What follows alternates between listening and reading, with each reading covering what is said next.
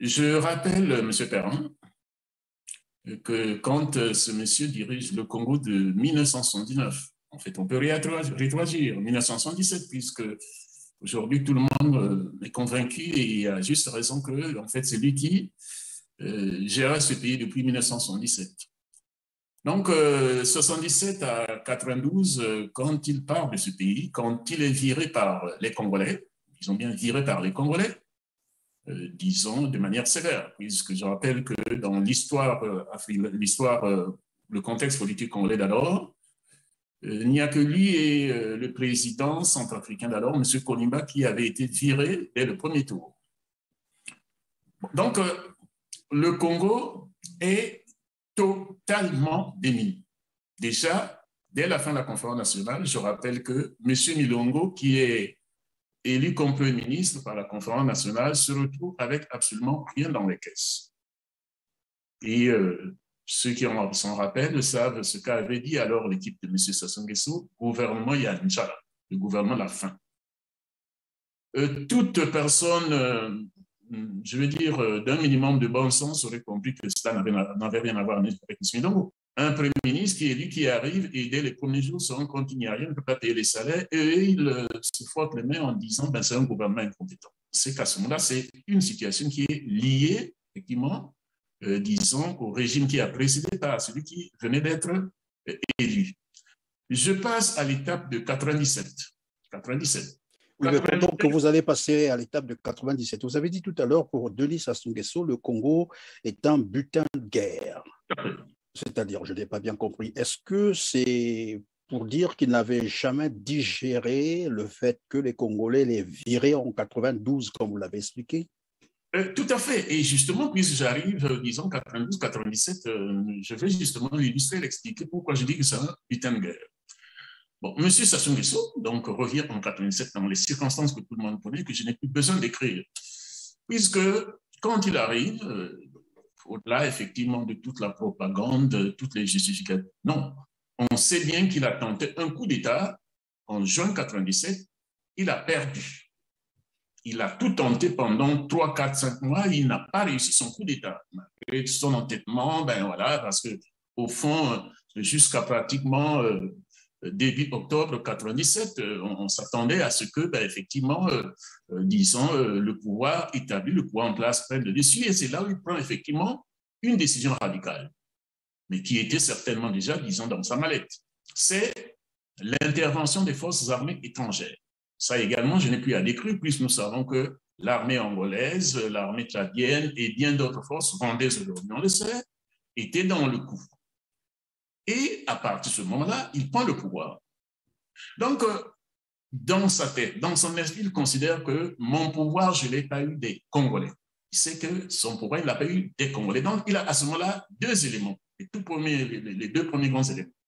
Premièrement, les Congolais ne veulent pas de moi, ils me détestent, ils me l'ont démontré en 1992, puisqu'ils ont donné effectivement une sanction sévère. Premier élément. Il a juste raison. Les Congolais ont toutes les raisons de détester parce qu'on ne peut pas laisser un pays dans cet état, on ne peut pas avoir humilié effectivement les Congolais. Et en 97, cette année 97 s'ajoute le deuxième élément. C'est le fait que je viens de reconquérir le pouvoir par le biais des armes et avec le soutien des armées étrangères, avec le soutien des forces financières étrangères. Deuxième élément qui le caractérise à ce moment-là, mes privilégiés, mes soutiens, c'est l'étranger. Ce ne sont pas les Congolais. Et donc, les deux principaux éléments qui sont à la base de son pouvoir. Les Congolais me détestent, les forces étrangères m'ont donné le pouvoir, et voilà donc les deux éléments qui donnent son. Donc, à ce moment-là, donc l'explication, je viens de vous la donner, il considère le Congo comme un butin de guerre à partir de 97. C'est important de le souligner pour que, effectivement, les gens comprennent bien le profil de M. Sassou Nguesso. Permettez, M. Bankunda Pélé, vous avez dit pour Denis Sassou Nguesso, les Congolais ne l'aiment pas, lui non plus. Il va chercher donc les armées étrangères pour s'emparer carrément du Congo. Comment expliquer un tel personnage psychologiquement? Qu'est-ce qu'on peut comprendre par là? Psychologiquement, je veux en arriver. Donc, au fur et à mesure, parce que de manière pédagogique, il faut que les gens comprennent la conclusion à laquelle, effectivement, je vais arriver. C'est lié à la question du justement. Donc là, nous avons deux éléments, je vais dire de par son cursus politique. Premièrement, les Congolais détestent et il les déteste également. Secondo, il a eu son pouvoir par la guerre et non, effectivement, par les urnes, c'est-à-dire par le biais des forces financières et militaires étrangères. Donc, mes amis, ce ne sont pas les Congolais, mes proches ne sont pas les Congolais, c'est des forces armées et financières étrangères. Et c'est les deux éléments de défense sur lesquels, effectivement, il va construire également un troisième élément, mais d'ordre formel. D'ordre formel, comment? M. Sassou Nguesso vient d'acquérir donc son pouvoir. Et le 24 octobre, le citoyen Sassou Nguesso va donc signer un deal avec M. Placide Lenga, ancien président de la Cour suprême du Congo, qui ne l'était plus. Et donc, il faut maintenant construire le scénario bidon, qui est d'ordre formel, c'est-à-dire le droit. Parce que là, c'est un véritable tour de passe-passe, mais que nous allons retrouver là dans l'objet, effectivement, de notre échange d'aujourd'hui. Bon, qu'est-ce qu'il fait? Donc, il réveille, ressuscite l'ancien président de la Cour suprême, M. Placide Lenga, lui qui est encore citoyen, je vais dire, disons ça, ce qui est encore citoyen, lui dit: je vous nomme président de la Cour suprême et après, vous allez m'investir comme président de la République. C'est important à noter. Le citoyen Sassou Nguesso dit à M. Placide: je peux vous dire que avant d'en arriver à M. Placide Lenga, il avait déjà approché, disons, l'ancien président de la Cour suprême sous le régime précédent, M. Mambwana.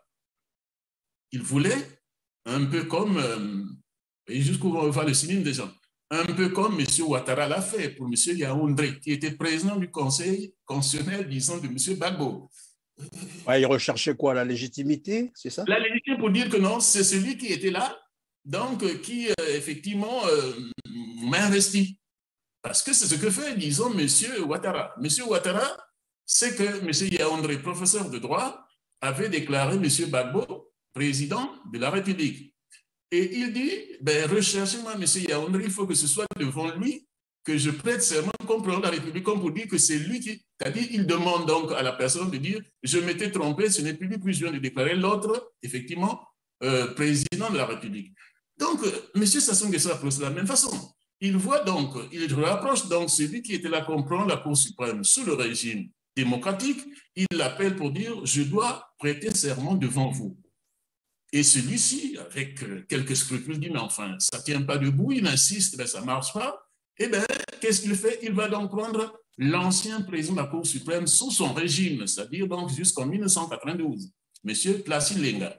Donc, c'est le citoyen Sassou Nguesso, à ce moment-là, je dis bien, le 24 octobre 1997, qui appelle donc le citoyen Placide Lenga, le nomme président de la Cour suprême, après avoir le même jour, je dis bien le même jour, donc effectivement, disons, pris son acte fondamental, adopté son acte fondamental, qui est du 24 octobre 1997. Et le lendemain, celui qui vient d'être nommé par quelqu'un d'incompétent, c'est-à-dire qui n'en a pas la compétence, va prêter serment devant le président de la Cour suprême qu'il venait de nommer en tant que citoyen. J'espère que je suis clair. Voilà. C'est donc là le début même d'une république bananière. Alors. Tout est là, tout est bien conçu là. C'est-à-dire que les bases de ce que nous vivons ici étaient déjà signées depuis le départ. Depuis le départ. C'est-à-dire que ben, je ne me fiche pas du doigt parce que j'ai signalé quand effectivement j'ai été interrogé par ailleurs que comment peut-on comprendre que des juges, pardon, je veux dire, des juristes de haut niveau deviennent des sous-fifres d'un individu qui méprise le droit, deviennent des sous-fifres d'un individu qui est allergique au droit. Le principe était déjà signé par M. Placide Lenga, qui était, soit dit, entre nous, je rappelle, puisque ben, il m'a eu moi-même comme étudiant en première année sur le cours, disons, des droits coutumiers, des droits traditionnels. Donc, vous voyez quand même, je vais dire, disons, la descente aux enfers, disons, de l'élite congolaise. Vous regrettez d'avoir été formé par lui? Oh, ben, je n'ai pas regretté, puisque d'abord, il était dans un petit cours mineur. Et ensuite, ben voilà, bon, ma formation n'est pas forcément liée à lui. Donc, nous passons tous par ces étapes-là. Mais, enfin, vous voyez donc le profil, vous voyez donc l'évolution ou les bases de l'évolution que nous connaîtrons par la suite. Donc, nous avons parlé, disons, du dédain, du fait qu'il déteste les Congolais. Nous avons parlé du fait que ben, ses soutiens, ce n'est pas les Congolais, mais les forces armées financières étrangères. Troisième élément d'ordre formel, le fait qu'il a le dédain du droit, il méprise le droit. À partir de là, effectivement, tout ce que nous allons vivre là ben, va découler de cela.